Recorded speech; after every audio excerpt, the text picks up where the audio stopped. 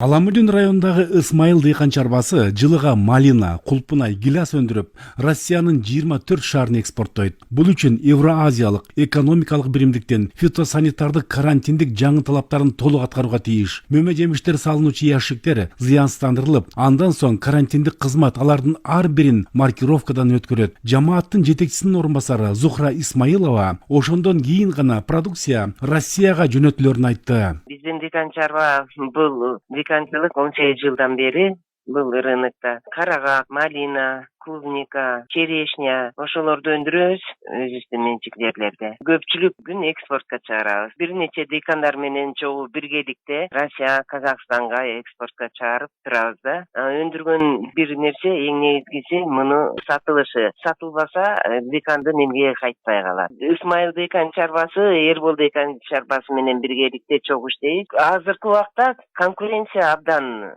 чоң да. Ошо конкуренцияга туруштук кылыш үчүн биз товарыбызды сапаттуу алып барышыбыз керек. Рынокто клубника, малиналар бизден тышкары Турциядан келет, Израилден келет, Украинадан келет. Бирок биздин Кыргызстандын ягодалары малина, клубника жакшы сапатта жеткирилген үчүн конкуренцияны выдерживать этип атат да. Мына ушул мөмө жемиштердин бардыгы дыйкан чарбасынын курулуш цехинде жасалган ящиктерге салынат. Анын ар бир бөлүкчөсү алгач атайын заттар менен зыянсыздандырылып, ошондон кийин гана өндүрүшкө жиберилет. 40тан ашык адам эмгектенген жамаат бир күндө 10 миңден ашык ящик жасоого үлгүрөт. Биз өндүрүш башчысы Адилет Исмаиловду сөзгө тарттык. Иштегенибизге 3 жыл болду. Быйыл ээптин талабына байланыштуу ящиктерди, жыгач, палеттерди бүт баарын тең фумигация өткөзүшкө талабы бар экен. Ошол боюнча биз сурандык. Өсүмдүктөрдү химиялоо жана коргоо департаментине жазып берсек келишти. Мунун баары тең бизге материалдарыбызды химиялап, 2 күнгө жаап, кайра мунун баары тең желдетип, анан ящиктерибизди кайра чогултканга бизге печаттарыбызды басып берип атат. Маркировкага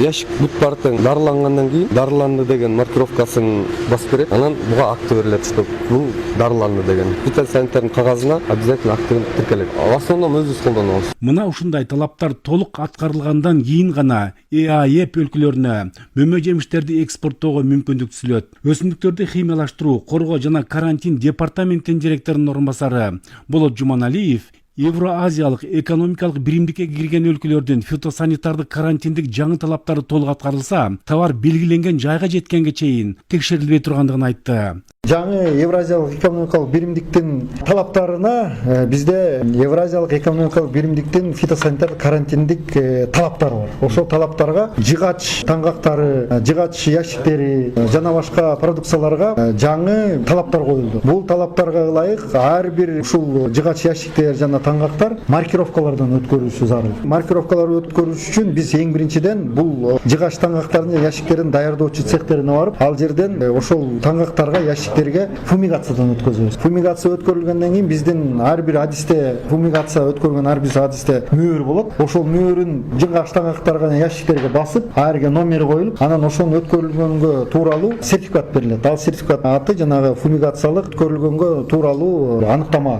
кагазы болуп эсептелет. Ошо аныктама кагазын алып, кийин гана келип бизден фитосанитардык сертификатты алат да. Ошол жанагы ящиктерге, таңгактарга жер жемиштер, мөмө жемиштер баары тең ошол ящиктерге салынат. Эгер жалпысынан айтып кеткенде, эгер бул ушул ящик таңгактарда, ящиктерде маркировка жок болсо, бизден чыккан продукцияны башка биздин Евразиялык экономикалык биримдиктин ыйгарым укуктуу өкүлүнүн адистери ошол барган жерде биздин продукцияны токтотуп, арка кайтарып, же болбосо буларды жеринде жок кылганга укук берилет да. Азыркы тапта республикада мөмө жемиштерди экспорттоо боюнча ири кооперативдер түзүлүп, экспорттун көлөмү күндөн күнгө кеңейтилүүдө. Биринчи радио Сагынбек Абдыкалыков.